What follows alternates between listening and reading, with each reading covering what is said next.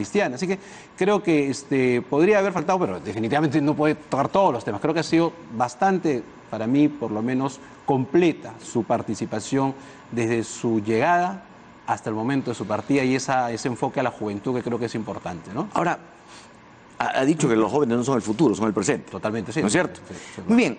Ahora, concretamente, ¿cómo impacta el mensaje de Francisco, estos 4 días de Francisco en el Perú, en la política peruana? Sí, lo he dicho hace poco, creo que, repito, el resumen no ha sido exacto, pero primero para quienes tenemos, la responsabilidad de asumir cargos públicos o poder de quienes son los hombres de prensa, los políticos, en fin, porque recuerda los empresarios, recuerda que el caso de la corrupción, la mencionó su santidad en la reunión en Palacio de Gobierno con el presidente de la República.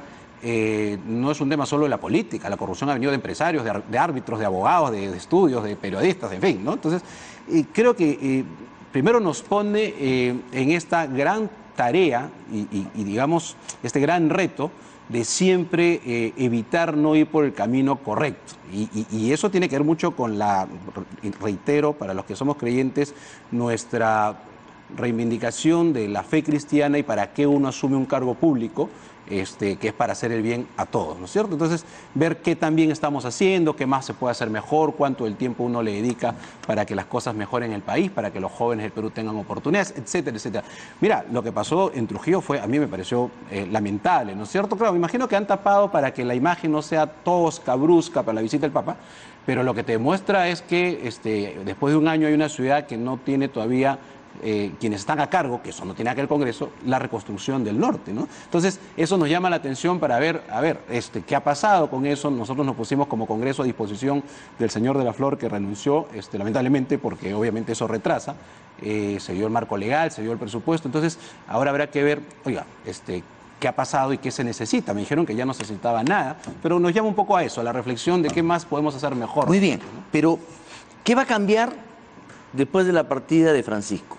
Porque para muchos, muy bien, hemos vivido 4 días de un refrescar de la fe, refrescar de la palabra de la iglesia, muy bien, pero vamos a volver a lo que fue la semana pasada la realidad peruana a partir del martes. A ver, usted me dice, ¿a cuánto dura el modo Papa? Exactamente. que hemos estado, ¿no? Exactamente, y no lo digo, no lo digo por la inmensidad de los peruanos, lo digo por el Congreso y el Ejecutivo. Sí, pero a ver, yo creo que vale la pregunta y mejor que la hagamos en vivo para que sea completa mi respuesta. A ver, yo lo que he señalado es que su santidad, justamente entre su discurso y su objetivo está el tema de la reconciliación, el tema de la paz.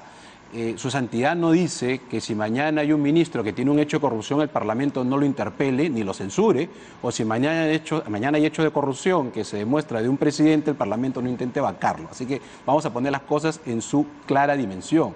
Su santidad, y habla alguien que cree y tiene la fe cristiana y creo en Dios, y obviamente y debo tener 1000 errores y pecados como cualquier cristiano seguro, salvo Jesús que es el Hijo de Dios, no los tuvo, o si los tuvo pidió perdón. Yo creo que no hay que confundir, creo que nos va a servir a todos, desde el presidente de la República hasta el último regidor o concejal del distrito más pequeño del Perú, es decir, todos los que tenemos cargos públicos, a repensar nuevamente, repito, qué podemos hacer mejor. ¿Qué podemos hacer mejor en relación a los cargos que cada uno tiene? Sí, hay que repensarlo, pero si ustedes me dicen, ya no van a interpelar a un ministro si mañana hay motivos para interpelarlo, no tengo la menor duda que ni el Papa ni la Iglesia ha venido a pedir eso. Al contrario, ha hablado de la corrupción. Imagínense, los jóvenes no son el futuro, son el presente. De hecho, el Papa, es una frase que la conocemos, pero termino con esta idea.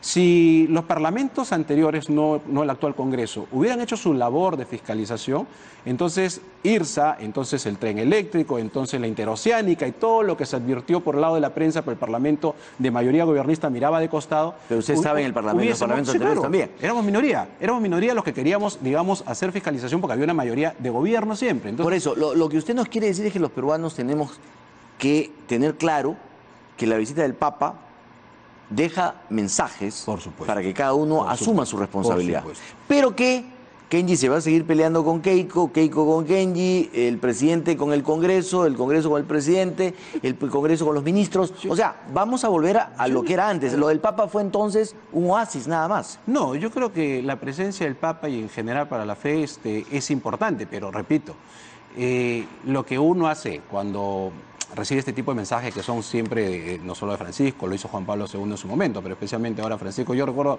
haber visto a Juan Pablo II en la avenida San Felipe, de la mano de mi papá, 14 años, ¿no? He tenido la oportunidad de verlo más cerca, pero... Claro, pero a ver, ahora que usted toca ese tema, Juan Pablo II llega en una coyuntura muy especial. Sí, claro.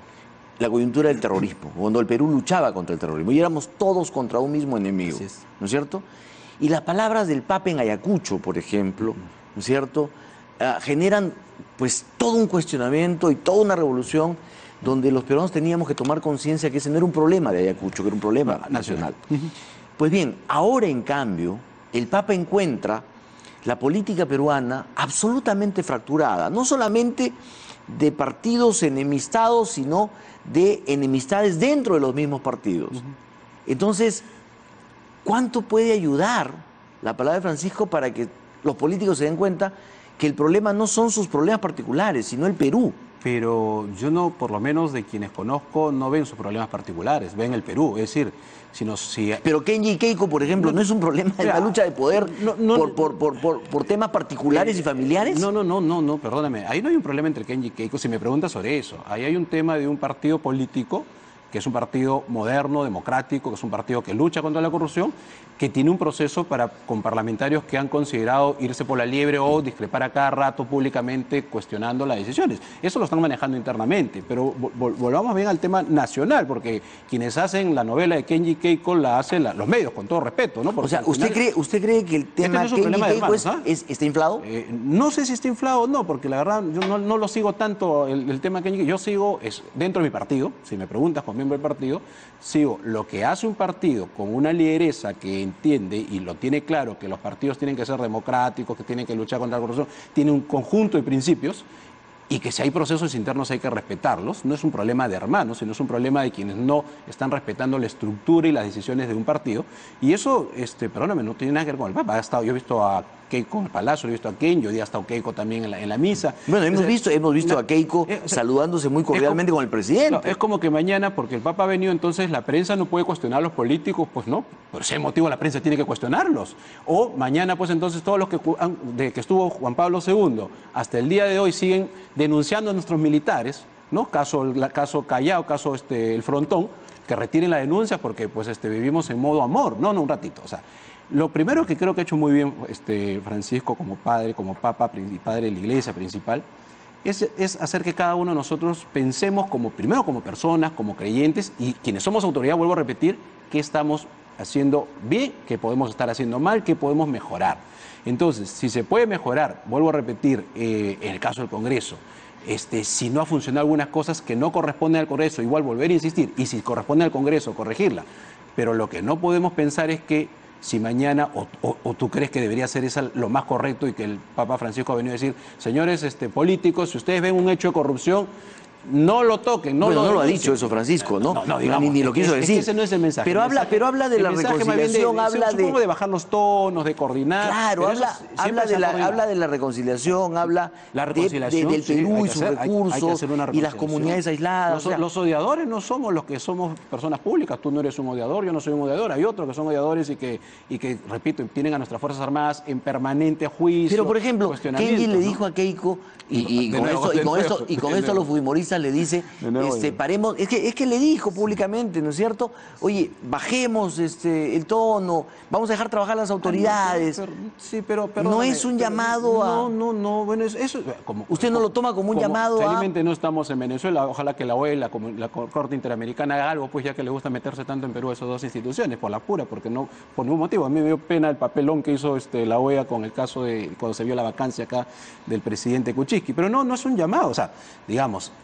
más parecería, claro, vocero del presidente Kuczynski, que tiene su derecho, habrán conversado, porque yo he sido vocero de Fuerza Popular, hoy día tengo el honor de ser presidente del Congreso de la República, y nosotros no le hemos amarrado las manos al gobierno para que resuelva el problema de la salud. nunca han pedido facultades para salud. O sea, el problema de la salud no tiene nada que ver con Kenji Keiko o si el presidente tenía problemas con Odebrecht y debía ser vacado para 70 y tantos, por lo menos parlamentarios que consideramos que no tenían las condiciones morales.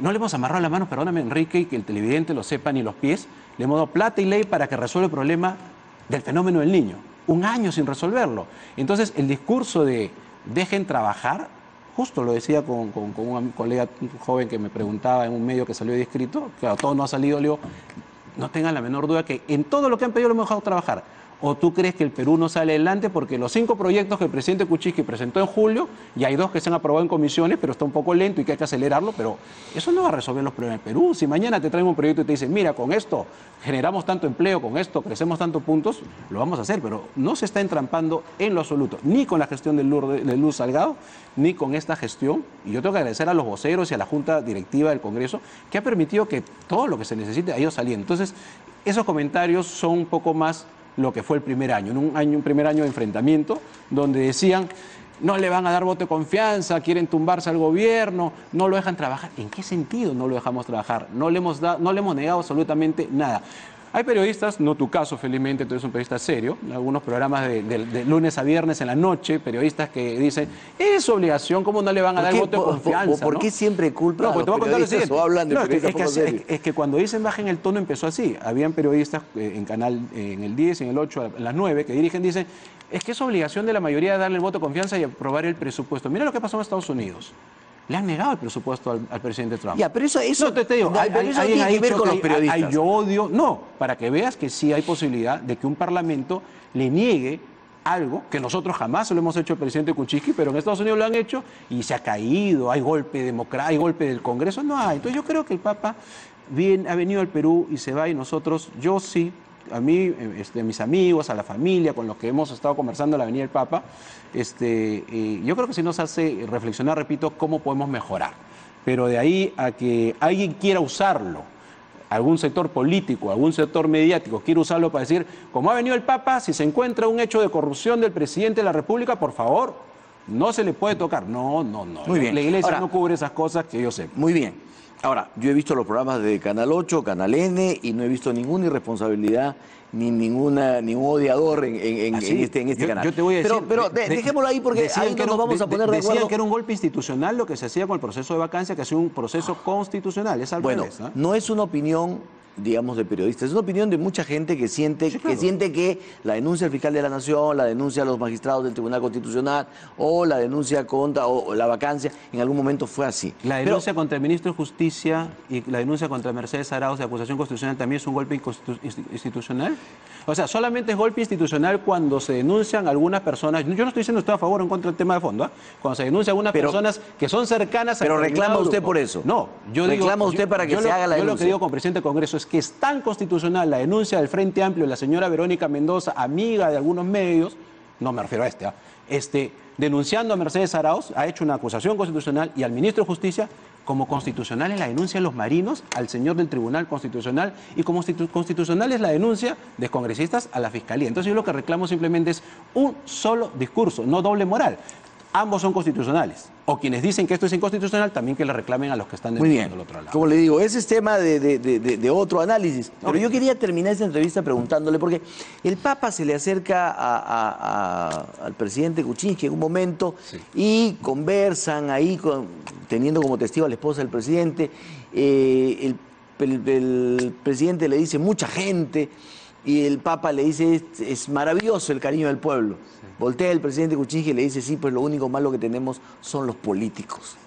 ¿Qué reflexión le genera esa frase del presidente? Bueno, con todo respeto, pues, presidente constitucional, yo siempre dije, y es presidente, y por eso se le trató como se corresponde en el Congreso, en el proceso de vacancia, y al margen de cómo yo voté y la convicción que yo tengo y que tuve en esa votación y la tengo todavía, igual es el presidente de la República, con todo respeto, desatinada como la entrevista que hace a este medio internacional, despotricando de la Iglesia Católica y del Papa y de la falta de tocar algunos temas, o sea, siendo el anfitrión, o sea, me pareció desatinada. Por eso yo creo que yo conozco mucha gente, muchos políticos, que hacen una gran labor, un gran trabajo, en todas las instancias, ¿sabes? Desde consejeros, en varias instancias y en varias partes del país. Yo no creo que ese sea el problema. Sí creo, definitivamente, que tal vez, repito, la presencia del Papa nos va a permitir retroalimentarnos, analizarnos y pensar en qué podemos mejorar. Muy Pero bien. no quiere decir que a partir de ahora hay que ponerse una venda en los ojos y como estamos, me parece como cuando empezó este gobierno, ¿no?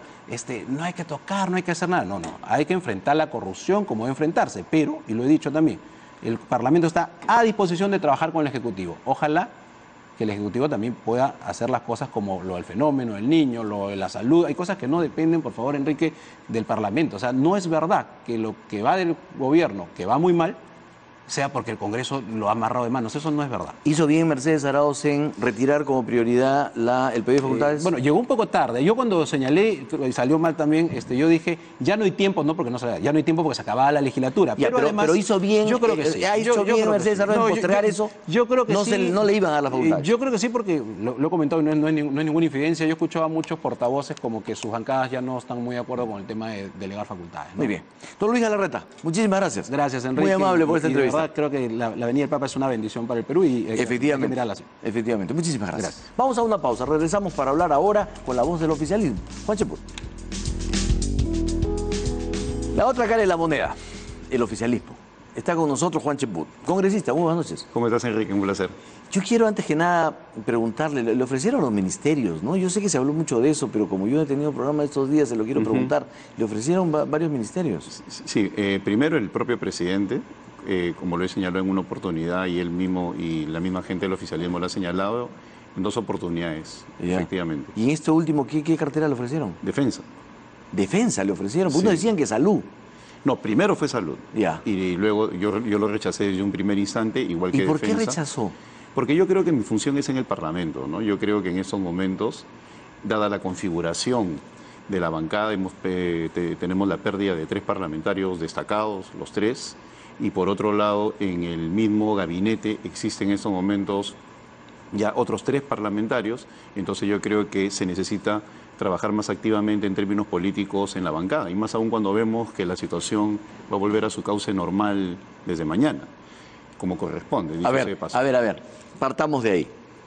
Entonces, acabamos modo papa hoy día y mañana volvemos a lo que fue la semana pasada. Claro, en un mundo ideal la cosa continuaría, ¿no? Pero estamos ¿Estamos en el Perú? en política, no, en política fundamentalmente, ¿no? Si nosotros analizamos lo sucedido en Chile, fue exactamente igual. El Papa se marchó, el clima de reconciliación se evaporó y empezó de nuevo la dinámica política. ¿Eso va a pasar ahora en el Perú? Yo creo que sí. Ahora, Al César lo que es del César y a Dios lo que es de Dios. muy bien, el presidente de la República de alguna manera no rompe con ese modo papa, para decirlo con todo respeto, con las declaraciones que da un medio extranjero, con esta frase que lanza diciendo lo peor que tenemos aquí o lo malo que tenemos aquí son los políticos. Lo único malo acá son los políticos. No rompe el presidente con ese espíritu que teníamos por la visita del Papa y todo ese fervor católico peruano. No, porque yo creo que eso es invasivo, ¿no? El presidente está hablando solo con su señor y con el Papa, y bueno, le leen los labios o lo interpretan o lo graban de manera... Pero es en la calle, usted está en un lugar público. De acuerdo, en un lugar público, pero no olvidemos que el propio Papa, el día de hoy, públicamente, había señalado qué le está pasando al Perú. Al Perú le está pasando problemas porque con sus tiene presidentes presos y habla... todos están uno por uno. presos, o Alan García entra y sale, que entro, que no entro. El Papa ya había hecho mención, o sea, hay que colocarlo en ese contexto de la visita. Porque una de las cosas fantásticas de esta visita papal es el uso permanente de las metáforas.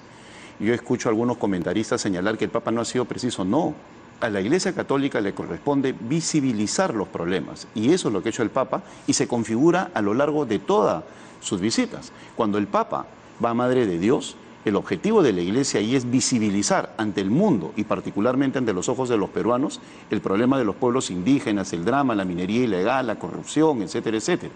Cuando él va a Trujillo, en una visita planificada, el propósito es el abandono que hay en relación a las obras de reconstrucción del fenómeno del Niño. Y hoy día, en Lima, en el diálogo con los obispos. Entonces, más que buscar la reconciliación, la idea de los políticos debe ser cómo tomamos en cuenta ese uso metafórico de la visita a través de la imagen, a través de los mensajes, a través de los consejos, para viabilizarlos. O sea, pasar de la visibilidad a la viabilización. Esa es la función de los políticos, más que reconciliarnos. Tomar en cuenta, por ejemplo, que este mensaje del Papa no se circunscribe estos días. Y en Laudato Si, hace 2 años, 3 años, ya se van a cumplir en mayo, el Papa ya hablaba de los problemas ecológicos. Y eso que ha sido fuente de políticas públicas en otros países, en los Estados Unidos, inclusive cuando Obama felicita públicamente al Papa por Laudato Si, acá ni siquiera llamó la atención, ¿no? Una encíclica más. Entonces, no entendemos que el Papa está súper identificado con los temas ecológicos, medioambientales. Ahora, ¿cómo aterrizamos todo eso a políticas públicas? Esa es la función de los que tenemos algún tipo de responsabilidad. Antes de seguir con esto, yo quiero preguntarle, porque en la entrevista que dio el presidente, este medio internacional, señala que él en la campaña ya había dicho que iba a indultar a Alberto Fujimori, cuando todos los peruanos escuchamos que lo que había dicho era que no iba a indultar a Alberto Fujimori. Pero el presidente dice, sí, incluso en Buenos Aires, en Lima, en no sé dónde, sí fui dando y diciendo que ya se iniciaban los trámites y que iba a iniciar los trámites y que iba a indultarlo. Los peruanos, todos los peruanos escuchamos una cosa totalmente diferente a la que dice el presidente. De repente, por una cuestión gramatical o de formas, no se llegó al fondo del asunto. El asunto es que el tema del indulto siempre se trató. Pero el presidente siempre lo negó. Siempre lo negó. Ahora dice que siempre lo dijo. Lo que no podemos decir, lo que no podemos evitar de decir, es que durante la campaña sí surgió el tema, a tal punto que hubo una documentación, hubo un evento en el cual se planteaba de que no iba a funcionar el indulto. Y yo mismo, en una oportunidad, señalé que mi posición era la del cambio de régimen penitenciario, lo cual fue saludado por algunas personas y en ese momento, en plena campaña, criticado por algunos personajes principales del fujimorismo. Eso fue usted. Por eso. Incluso el mismo presidente también habló en algún momento del régimen de cambio penitenciario, pero nunca el indulto. Lo que él dice ahora es que sí lo dijo y que sí lo mencionó durante toda la campaña. Bueno, lo que sucede es que el tema estuvo como tal, e independientemente de los matices que pueda haber tenido, sí es algo que se trataba durante la campaña y luego en adelante. Yo mismo en septiembre de este año señalé públicamente que la bancada iba a apoyar al presidente si es que iba por el indulto humanitario. Pero esta afirmación no es un nuevo error del presidente. Yo lo que creo es que ese tema ya debe verse como un hecho consumado, ¿no? Y empezar a trabajar las cosas hacia adelante. Lo que sucede es que permanentemente se le pregunta sobre el tema porque es cierto de que hay un sector de la población que está irritada con la decisión del presidente y ante eso surge una y otra vez los problemas, ¿no? Pero ya es un hecho consumado. Don Juan Cheput, usted reiteradamente lo dijo una de esas veces en este programa, el presidente debía recibir a las víctimas de las acciones de Alberto Fujimori y del gobierno de Alberto Fujimori. Y el presidente no lo hace. Bueno, yo creo que está en ese propósito. Yo creo que de todas maneras ¿está en ese propósito o está en falta? Bueno, estará. Tanto puede demorar. Ese sector tanto puede demorar tomar esa decisión que lo ayudaría mucho a pasar la página. En primer lugar, tenemos que verlo no como un evento mediático, sino como una cuestión que tiene que ver, eso sí, con un proceso de reconciliación y como parte de un eje mayor que es la transición, para pasar a un estado mejor de las cosas. Entonces, identificar a las víctimas, trabajar con ellas para que puedan acudir a un diálogo con el presidente, es algo que toma tiempo. Yo he escuchado a diversos actores del Poder Ejecutivo señalar de que sí están en ese propósito, hay un problema de identificación. Yo creo que podría ayudar muchísimo el padre Garatea, por ejemplo, que va a ser uno de nuestros invitados hoy día, el mismo. Hay otros personajes importantes en el ámbito político, en la sociedad civil que podrían ayudar, el defensor del pueblo. Entonces, es algo que se tiene que trabajar bien para evitar de que sea simplemente un cumplimiento con una exigencia. Este es un tema que tiene que pasar con un reconocimiento tácito y con un perdón. Y por otro lado, con la explicación debida a los familiares de las víctimas. Por eso también señalé que esta no es tarea exclusiva del presidente, sino también de Alberto Fujimori, que es la persona que en primer lugar debería estar indicando cómo va a ejecutar ese perdón, no a través de su hijo Kenji, sino de él mismo. Cómo va a plantear el arrepentimiento y el perdón para que efectivamente haya un proceso de reincorporación de él a la sociedad en términos de evitar ya esas distancias que hay, porque un mensaje por YouTube pues no es una expresión de un perdón. Pero eso no implica un Alberto Fujimori haciendo política nuevamente. No, significa una persona que realmente toma en cuenta su situación y que por lo tanto el pedir perdón específicamente a las víctimas por ese tema lo va a llevar a una verdadera reconciliación y no va a ser meras palabras. Él ha dicho que me disculpen por los errores, por los excesos que cometí. No, él fue condenado por delitos comprobados. Entonces, ¿Está usted corrigiendo al presidente? No. El presidente en su mensaje habló de errores. No habló de delitos. Estoy hablando del que dijo eso, que errores, fue en su mensaje fue el Alberto presidente. Fujimori. Yo me refiero específicamente a Alberto Fujimori. Entonces, lo que puede haber dicho el presidente hay que verlo como consecuencia de un proceso mucho más amplio con el cual se llegó al indulto, ¿no? Don Juan Cheput, ¿cómo ayuda la visita del Papa A ver, no, hay un tema previo. Hay consenso en que este es un gobierno débil y que este es un gobierno arrinconado. Es un gobierno con una serie de problemas que ha tenido y que puede tener, con un gabinete también muy débil, que sufrió pues los rechazos como el suyo, de gente que podía ser importante políticamente del gobierno y que tuvo, incluso hay una frase de alguien que dijo que este es el gabinete, no de los que sobran, pero algo así, o sea, de los que ya pues estuvieron, los únicos que podían aceptar.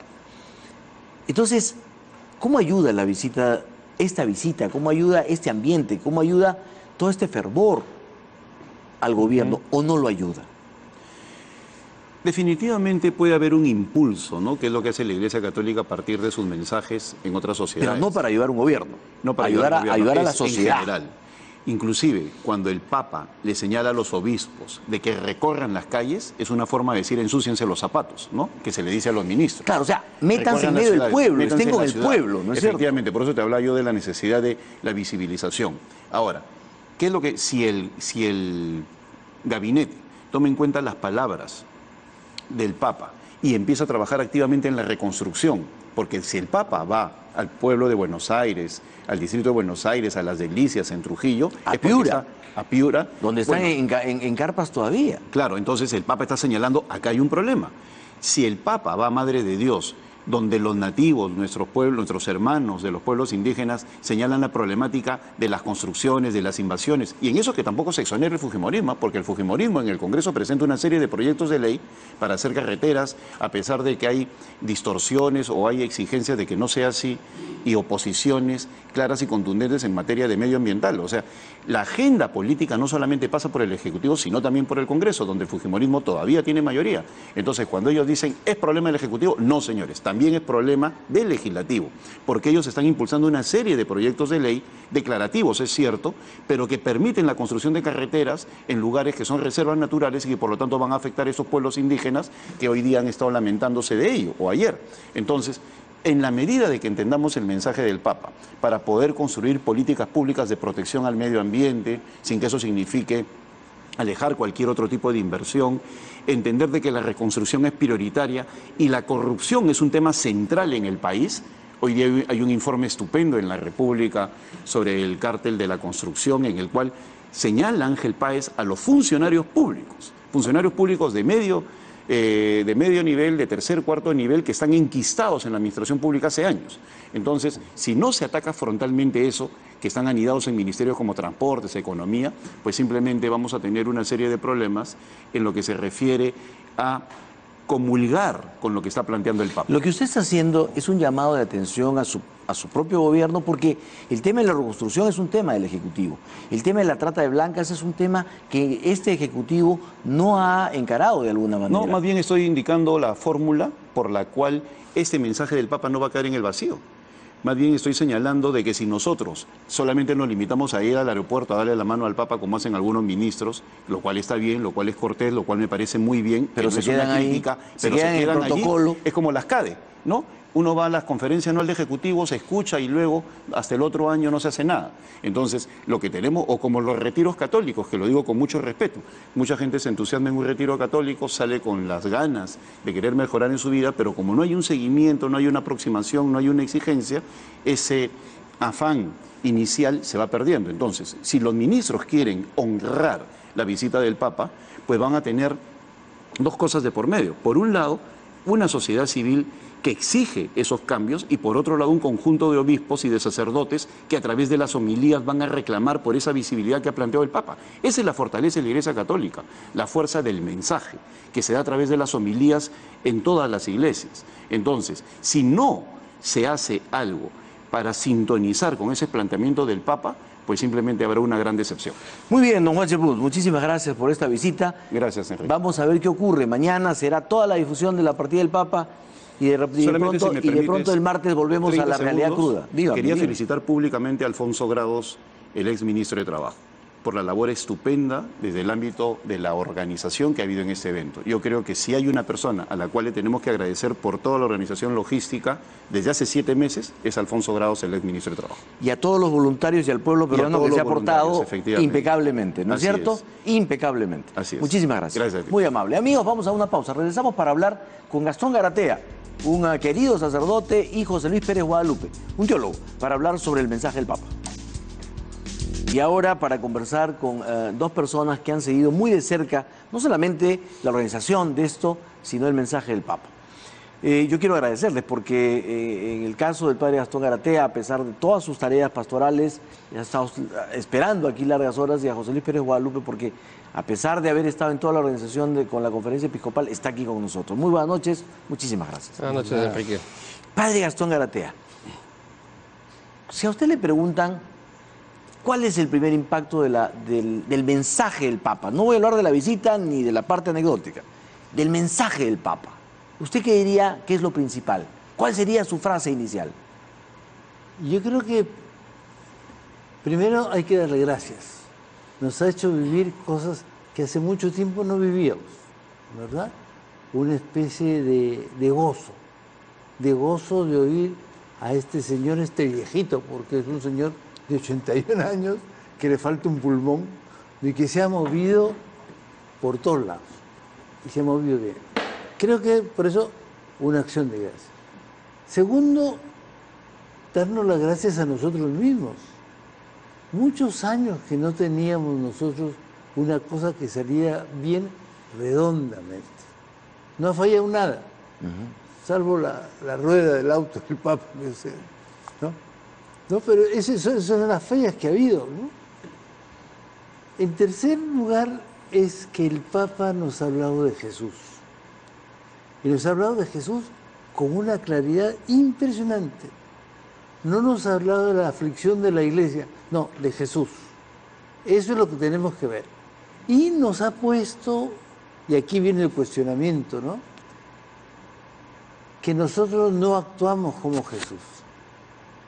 Que la lógica de Jesús es otra. En la lógica de Jesús, primero están los pobres, están los sufrientes, los ancianos. Esa es la lógica de Jesús. Y después está lo demás. Entonces, por eso cuando el Papa habla y cuestiona muy bien, porque cuestiona sin herir, ¿no? Con mucha objetividad, ¿verdad? Uno se tiene que sentir cuestionado. ¿Qué lógica tengo yo? ¿Cómo estoy actuando yo? ¿A quién me dedico yo? ¿Cuál es la primera obligación que tengo yo? Entonces, en ese sentido me parece muy importante este discurso, que lo hemos aceptado bien. Quién sabe, no con toda la responsabilidad, pero lo hemos aceptado bien. Nos ha dado gusto que este Papa venga y nos hable.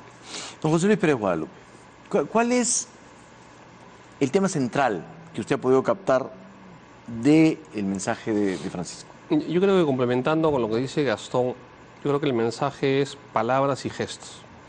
Y parte de los gestos era, en estas 72 horas que hemos acompañado, tuve el honor de estar con todos los obispos en todos los sitios donde estaba el Papa, es la cercanía con la gente.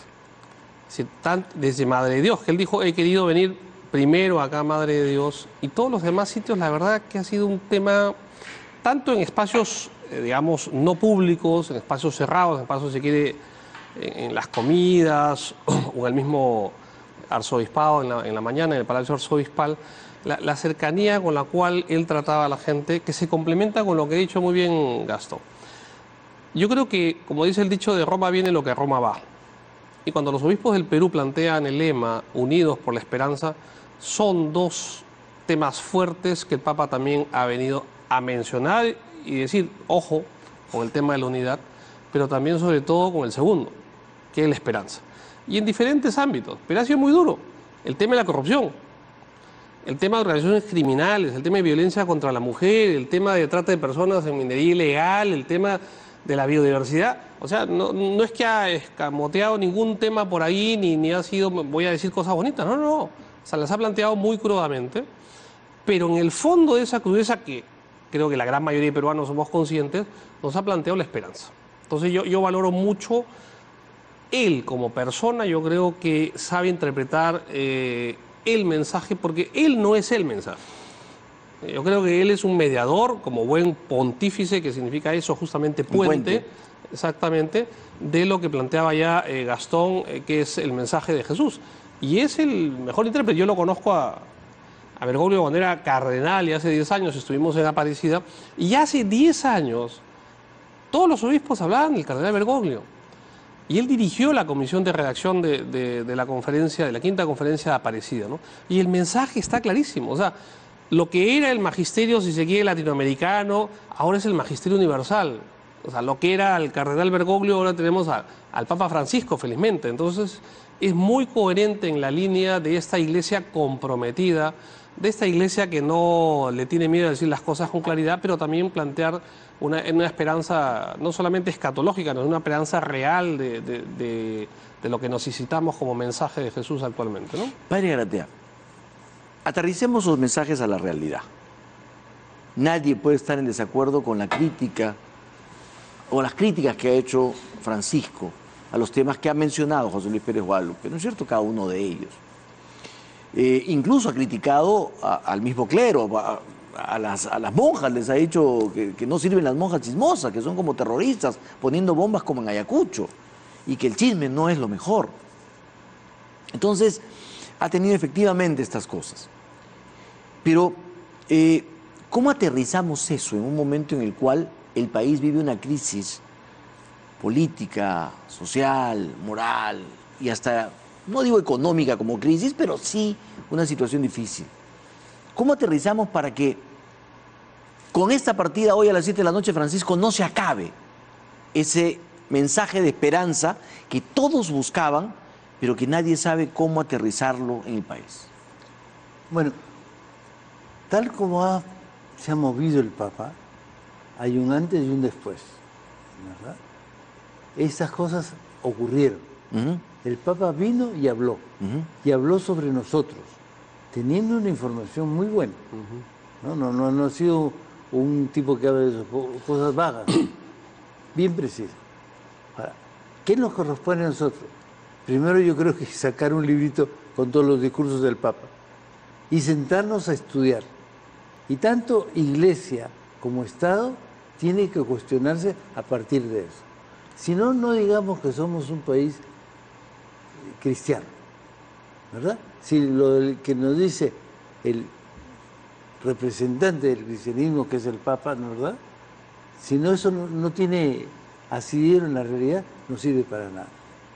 Y yo creo que el Papa quiere eso, y creo que los obispos tienen la obligación de ser majaderos en que se cumpla eso que el Papa nos ha señalado. ¿Usted diría que el Papa ha tenido una visión revolucionaria que enfrenta a una clase dominante? Evidente. Bueno, eso es ser cristiano, ¿verdad? Tener esa visión revolucionaria que a esa clase dominante yo le digo, primero son los de abajo. Y lo que tú tienes para tus planes no me interesa, me interesan los planes de los de abajo. Todo en la Biblia, toda la presentación de Dios es así, ¿verdad? Dios elige lo que no es para confundir a lo que es. Eso nos dice San Pablo, ¿verdad? Jesús no nació en el palacio de Herodes, que existía, ¿verdad? Sino nació en Belén. Entonces, ahí hay una lógica que es terriblemente dura. Bueno, yo la acepto o no la acepto. No hay términos medios. Yo en mi vida como sacerdote tengo esta opción por los pobres clarísima, clarísima, ¿verdad? Y me ha traído mil problemas y me los seguirá trayendo. Y el día que no me los traiga me tengo que alarmar, ¿verdad? Porque quiere decir que me acomodé, ¿no? Yo tengo que pelear esto porque los pobres son los preferidos del Señor. Y Él nos ha mostrado eso a través de toda la historia. Y esto en la historia reciente de la Iglesia ha traído problemas muy serios. Una gran encíclica que hemos estudiado también de chicos en el colegio ha sido la Rerum Novarum de León XIII. La Rerum Novarum no fue publicada en el Perú hasta 2 años después. ¿Ya? ¿Y por qué la gente no se preocupó de que condenaba el marxismo, sino se preocupó de que condenaba al capitalismo y eso perjudicaba a los grandes de este mundo? Entonces, eso lo tenemos, ¿verdad? Hubo un papa que sacó una encíclica fenomenal que fue Pablo VI. Pero Pablo VI se dijo que era muy tímido, que era muy intelectual y se le trató de... Y es de los grandes papas de esta historia, ¿no? En cambio, otros que se acomodaron tienen otra postura, ¿no? Entonces, ahí hay una cosa que esto que el Papa nos ha predicado, que nos ha movido, va de adentro, ¿no? Esto a uno nos afirma, a mí me da muchísimo gusto, ¿verdad? Este Papa me ha afirmado en mi vocación, ¿verdad?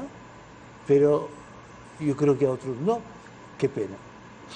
Don José Luis Pérez Guadalupe, ¿cómo has, o sea, a la llegada del Papa, el presidente de la República apostaba en sus tweets por que la visita del Papa podría traernos la posibilidad de la reconciliación y el diálogo? Y el Papa obviamente, sí, efectivamente ha hablado de la reconciliación, pero no sabemos si en el mismo tono y en la misma dirección. Entonces, este discurso de la reconciliación ha formado parte del discurso del Papa, pero es el que quería el presidente, es el que quería el gobierno, era su tabla de salvación.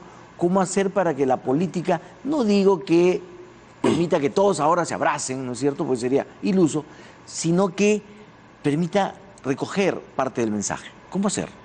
A ver, yo creo que al menos no debería nunca plantearse una utilización de lo religioso con fines políticos en general, ni al revés tampoco. Entonces yo creo que una cosa es la utilización del término reconciliación políticamente y otra cosa es teológicamente, que tiene otro significado que no es olvido, sino que es justicia, que es centrarse en las víctimas. ¿De acuerdo? No es simplemente borrón y cuenta nueva. Pero lo que, más allá de lo que se pretendió hacer, si vemos la visita, lo que nos deja, para mí son 2 mensajes muy claros.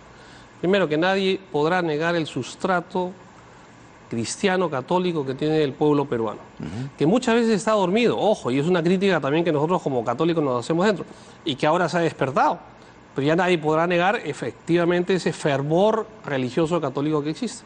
Y en segundo lugar, es lo que yo veo que nos deja como mensaje es esta unidad del pueblo peruano en muchísimos sentidos. Y en primer lugar, la parte organizativa con el ministro Graos. Y yo ahí veo dos instituciones fuertes dentro de la organización. Una ha sido Cancillería y otra ha sido nuestra Policía Nacional. Yo creo que hay que felicitar a la policía, hace un trabajo impecable. Creo que habían algunos problemas a la hora de la salida de Las Palmas, pero justo he estado comunicando con el general Zúbiate y me dice que estaba programado unas 4 horas de demora y a las 2 horas han salido todos. Nosotros suscribimos su felicitación, pero se ha ido un poquito por el costado. Yo le preguntaba, ¿cómo hacemos para que el mensaje del Papa sea asimilado en el sector político que usted conoce, que usted ha vivido y del cual pues, ha sufrido? Muy bien, ¿cómo hacemos? Yo creo que hay un criterio fundamental y eso de los que somos social cristianos planteamos la doctrina social de la Iglesia y hay un criterio fundamental. La primacía de la persona y la primacía del bien común. Y en este momento todos los peruanos somos testigos que no se está poniendo en primer lugar el bien común. Hay intereses más personales o grupales o sectarios o partidarios y por eso yo decía, lo que hemos visto en el Papa es efectivamente un nivel y un ejemplo de lo que podemos lograr como unidad. O sea, la visita ha sido impecable y eso lo está reconociendo desde en el Vaticano, todos los noticieros, la prensa internacional y eso creo que es lo que debemos hacer. Pero ese es pueblo. Pero es pueblo y organización. Está bien, no solamente pero eso digo, a nivel de iglesia, que es lo que yo he estado trabajando en la conferencia episcopal, sino yo lo he visto, por ejemplo, a nivel de gobierno y a nivel en todos los niveles, que es lo que debemos trabajar. Enrique, yo creo lo que usted nos dice es que esta organización es la que debe servir de ejemplo para hacer la política. Toda la unidad que ha habido, ahora, 75% más o menos son católicos, no todo el Perú es católico, ¿de acuerdo? Pero no interesa, es más, amigos míos evangélicos, y he tenido la suerte de estar con el Papa justamente ahora después de la misa, con un grupo interreligioso. Ya había habido 2 judíos, 3 evangélicos. Es decir, es un mensaje que va más allá de una moral religiosa o un contenido religioso, va a una idea de una ética universal. Entonces, esa visión de una política basada en una ética es la que nos tiene que llevar. Y el hecho fundamental de todo político tiene que ser el bien común, no el bien partidario para mí o para darle chamba a mi partido. O sea, por favor, para eso no es la política y para eso no son los ministerios. Pero aquí yo veo un claro ejemplo, ¿de acuerdo? Que tenemos un gobierno que tiene sus debilidades, sus fallas, sus aciertos, tenemos un Congreso, un Ejecutivo, una oposición, pero creo que esto ha permitido ver que efectivamente, si todos, porque eso es incondicional, planteamos bien, no solamente políticamente, sino sobre todo religiosamente y teológicamente, el tema de la reconciliación como una necesidad que, ojo, no es que los políticos lo necesiten, el pueblo lo necesita. Porque si están enfrentados la cosa no marcha y la gente se da cuenta, la gente no es tonta. La gente se da cuenta que efectivamente no está marchando y que a veces nos ponemos cabezas entre nosotros, ¿no? Este es un buen ejemplo de lo que podemos hacer y lo que deberíamos hacer. Padre Garatea, el Papa tenía efectivamente frases muy fuertes y ha hablado sobre temas que, como le decía antes, ningún peruano podría estar en desacuerdo, ¿no es cierto? Pero para algunos también el Papa no ha tocado algunos temas que eran muy importantes que se toquen. Porque la desconfianza hacia la Iglesia a partir de los delitos cometidos por gente que ha abusado de menores y de jóvenes, de gente que hace discriminación en el Perú, de gente que de alguna manera atenta contra los derechos humanos, y no me estoy refiriendo al tradicional manejo del concepto de derechos humanos. A eso el Papa no lo ha tocado en el Perú. No ha tocado el tema del sodalicio, ni de los abusos del sodalicio, ni de otras congregaciones. Y eso hace que se genere una desconfianza. El Papa tuvo una frase muy simpática, ¿no es cierto?, donde dice que los sacerdotes jóvenes no deben olvidar a los sacerdotes mayores. Y aludía a un encuentro de generaciones. Ahí lo que decía es, oigan, los jóvenes deben nutrirse de la riqueza de los mayores y los mayores deben también nutrirse de la energía de los jóvenes. Incluso dice, los jóvenes son los que caminan, pero los mayores son los que conocen el camino. Entonces, pero esa desconfianza se instala a partir de estas malas acciones y de la impunidad de estas acciones, como la de la gente del sodalicio. ¿Por qué no se refirió el Papa a eso en un país que ha sufrido de eso? Es que el Papa ha venido con eso ya solucionado. El Papa, antes de venir, había nombrado a un comisario para que se ocupara de este tema del sodalicio. Pero una palabra del Papa no era fundamental en una sociedad como la nuestra. Yo lo hubiera hecho, pero yo no soy el Papa. Claro. ¿No? Entonces yo sí creo que el Papa lo tenía presente y lo he evitado para no buscar que las cosas se desvíen por ese lado. Porque que sabía el Papa que si esto se nombraba, se incendiaba, ¿no? Perdóneme que lo interrumpa, pero esto no es como, por ejemplo, aquellos que dicen, sí, pues, el tema del indulto a Fujimori no está completo si no se atiende a las víctimas. Y aquí también no podemos decir lo mismo. El tema no se cierra mientras no haya una palabra hacia las víctimas. No, eso es verdad. No, yo reconozco que es verdad y que a mí me hubiera gustado que el Papa se reuniera con las víctimas, ¿no? Pero yo eso no sé. Yo creo que se ha intentado, ¿no? Yo creo que se ha intentado. Yo creo que hay gente que está ahí metida. Ahora, hay gente que se les ha pasado el caballo, pues, ¿no? ¿Verdad? Porque de ahí han sacado conclusiones de que el Papa no sirve para nada. Eso no es cierto. Eso no es cierto, ¿no? Ahora, tampoco ha habido, digamos, una referencia a lo que significa el avance de las confesiones protestantes o evangélicas en el Perú, y que ha hecho que el catolicismo de alguna manera pierda feligresía.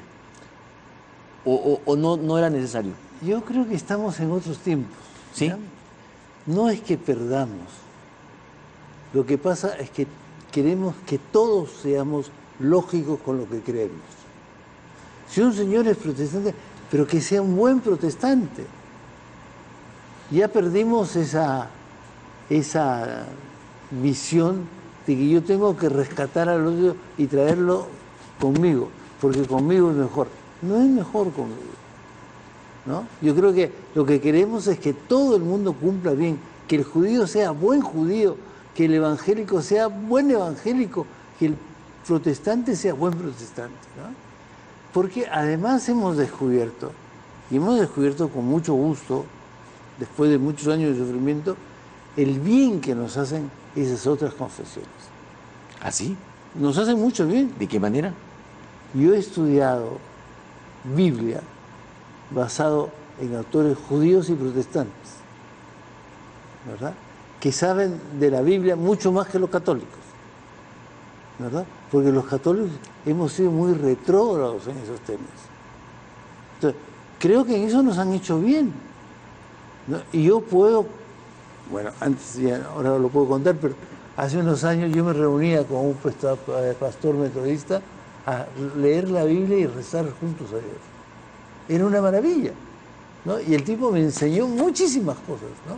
Y decía que yo le había enseñado, yo no me acuerdo qué, pero... Don José Luis Pérez Guadalupe, hay otros temas sociales que tampoco han estado y que están presentes en la discusión permanente, ¿no es cierto? El tema de los derechos de la población homosexual, el tema de la unión civil, en fin, estos temas tampoco se han tocado. ¿Por alguna razón? ¿Cree usted? Pero a ver, yo creo que una visita, igual que un discurso de 28 de julio, no es que se tengan que, o se pueden repasar todos los temas habidos y por haber, ¿no? El tema de las víctimas de abusos sexuales por parte de miembros de la Iglesia es un tema que efectivamente... Es una herida abierta. Es una herida abierta. Y el hay que decirlo, de miembros, de algunos miembros de la Iglesia, no es de la Iglesia. No, exactamente. A ver, pero ya lo tocó...